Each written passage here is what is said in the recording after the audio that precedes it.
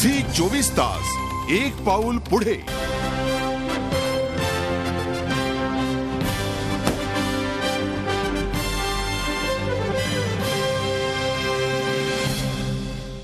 वर्ष शेतकऱ्यांसाठी तसं अनेक आव्हानं घेऊन आलं। त्यामुळे यावर्षी शेतकऱ्यांना आंदोलन आणि दुष्काळाचा सामना करण्यातच अधिक वर्ष वाया गेलं। अजूनही शेतकऱ्यांचा हा लढा निसर्गाच्या प्रतिकूल परिस्थितीशी आणि सरकारी दिरंगाई विरोधात सुरूच आहे। सत्ता कुणाचीही असली तरी शेतकऱ्याला मदतीविना राजकारण आणि प्रशासनाच्या अवघड वळणावरून जावं लागतंच। हे वर्षही शेतकऱ्यांना असंच काहीसं सांगून गेलं।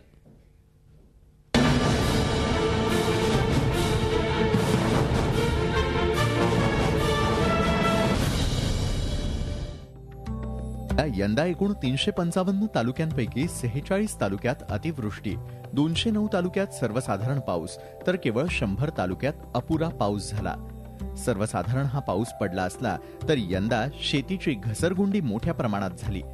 राज्यात सर्वत्र पावसाची आकडेवारी दिसत असली तरी सगळीकडचा पाऊस मोजला जातोच असं नाही।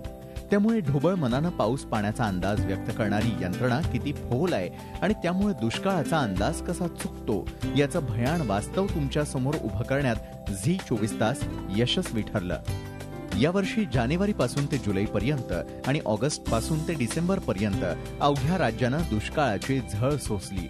खरीपात उशिरा आलेल्या पावसानं दिलासा दिला असला तरी यंदा खरीपातल्या पेरणीचं मोठं क्षेत्र रखडलं। एवढंच नाही तर लाखो शेतकऱ्यांना दुबार तिबार पेरणीच्या संकटालाही तोंड द्यावं लागलं। खरीपाच्या उशिरा पेरणीमुळे रब्बीच्या पेरण्याही उशिराच झाल्या। तसंच रब्बीच्या पेरण्यांचंही पाण्याअभावी क्षेत्र घटलेलं असून लागवड झालेल्या क्षेत्रातून 50% उत्पादन येण्याची शक्यता दिवसेंदिवस वाढत चालली आहे। झी 24 तास एक पाऊल पुढे।